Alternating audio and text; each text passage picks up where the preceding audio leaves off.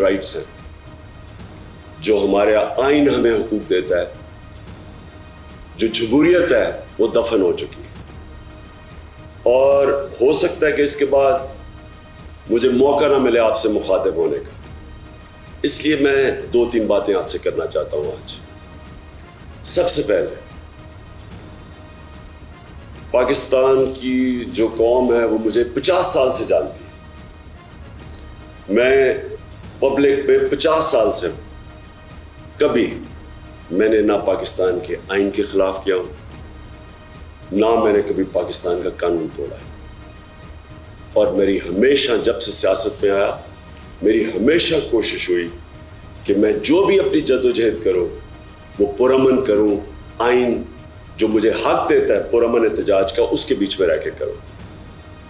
آج یہ جو کیا جا رہا ہے یہ اس لیے نہیں کیا جا رہا کہ میں نے کوئی قانون توڑا ہے. یہ صرف اس لیے کیا جا رہا ہے کہ یہ چاہتے ہیں کہ میں جو حقیقی آزادی کی تحریک ہے اس سے پیچھے ہٹوں. اور یہ اس لیے کیا جا رہا ہے کہ یہ کرپٹ چوروں کا ٹولہ امپورٹڈ حکومت جو ہمارے اوپر مسلط کی گئی ہے یہ چاہتے ہیں کہ میں اس کو قبول کروں. میں آج آپ سب سے اپیل کر رہا ہوں کہ آپ کو اپنے حقوق کے لیے اپنی حقیقی آزادی کے لیے سب کو نکلنا پڑے گا. کبھی بھی کسی قوم کو پلیٹ میں آزادی نہیں پکڑائی جاتی.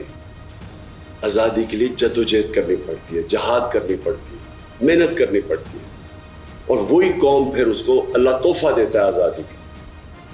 یہ وقت آ گیا ہے کہ آپ سب اپنے حقوق کے لیے نکلیں.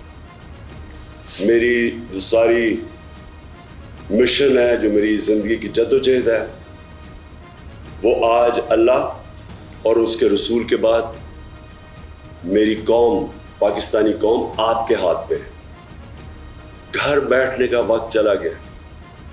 میں آج آپ سب کو اپیل کر رہا ہوں کہ آپ کو نکلنا پڑے گا, آپ کو جدوجہد کرنی پڑے گی. آپ کو یہ جو فیشسٹ نظام ہے جو یہ خوف طاری کر رہے ہیں یہ خوف کے بت کو توڑنا پڑے گا اور انشاءاللہ تبھی ہمارا اللہ اس ملک کو حقیقی آزادی دے گا.